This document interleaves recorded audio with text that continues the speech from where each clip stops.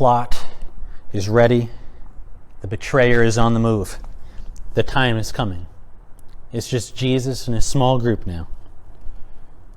Luke 22, verses 31 and following. Jesus looks at Peter, the leader of the group, and he tells him that Satan, the serpent, has longed for you too, Peter.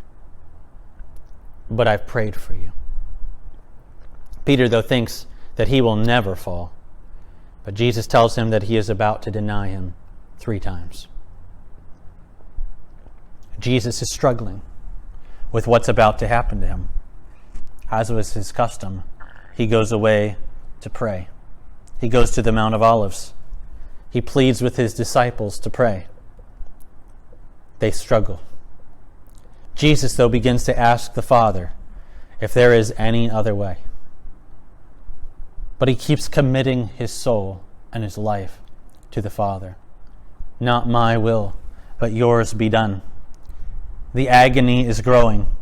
The time is drawing near. He prays more earnestly. His sweat becomes like great drops of blood falling from him. He's pouring out his heart to the Father. He rises. He comes back. His disciples are sleeping.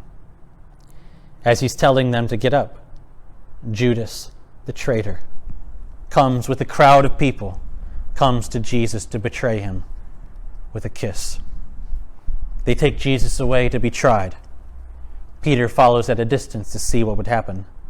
As Peter is trying to stay up on what's happening to Jesus, a servant girl looks at him, says he was with Jesus. Peter denies it.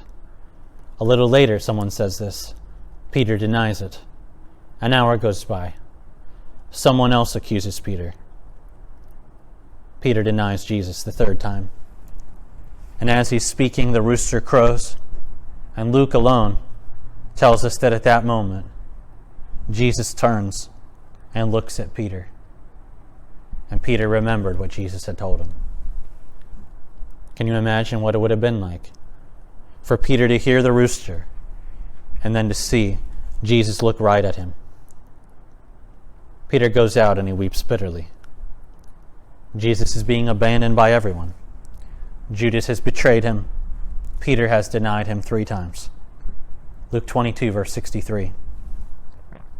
Now the men who were holding Jesus in custody were mocking him as they beat him. They also blindfolded him, kept asking him, "Prophesy, who is it that struck you?" They said many other things against him, blaspheming him. They accused Jesus of blasphemy.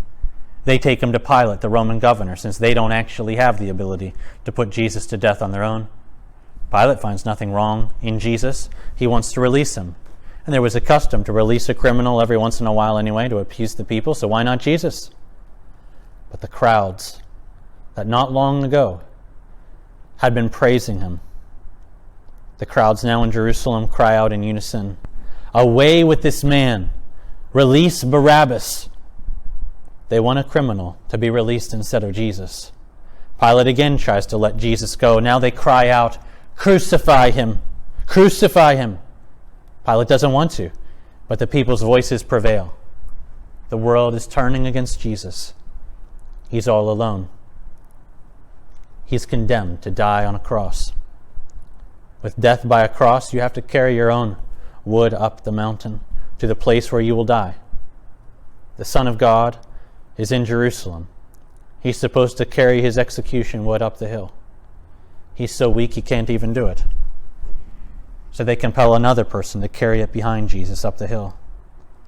And then they pin Jesus to the cross, drive spikes through his wrists, they lift him up, they hang him on a tree to suffer, to die.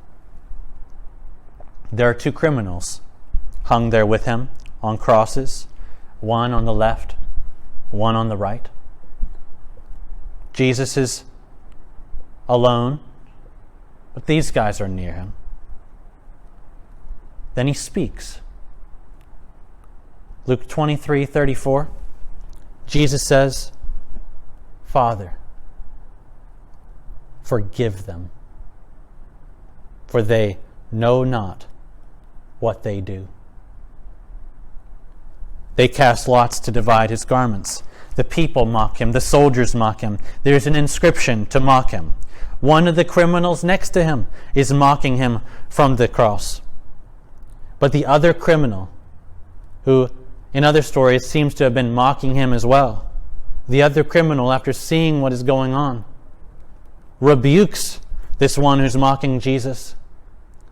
Says, we're here justly condemned, but this man has done nothing wrong.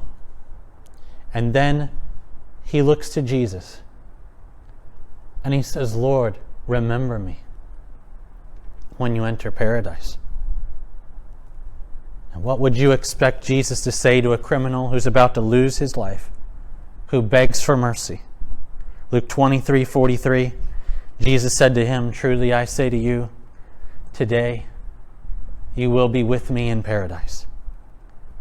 And then suddenly at noon, at the brightest time of the day, the sun stops giving its light. Darkness covers the face of the land, 23:44. The whole world has been turning against Jesus. And now as Jesus is hanging pinned to the tree, lifted up, publicly exposed and humiliated, it would seem as if Jesus' own Father has turned against him, turned his rod against him. Jesus went up the hill alone, and he's dying all alone. As he's dying, the veil of the temple in Jerusalem is torn in two. Jesus continues to struggle, heaving, trying to push himself up for every breath. His body is torn to shreds. He has a thorny crown on his head. He's thirsty. He's naked. He's got nothing left. And he's all alone. He lifts up his voice one more time, and he cries out, Father, into your hands I commit my spirit. And then it's over. They take down his body. A wealthy man named Joseph gets up the courage to go and try to get the body. And he buries Jesus in his own tomb. Jesus, the descendant of Abraham, the son of David, the offspring of the woman, is dead. The person the whole Bible told us to look for to crush the serpent's head has been killed by the same serpent.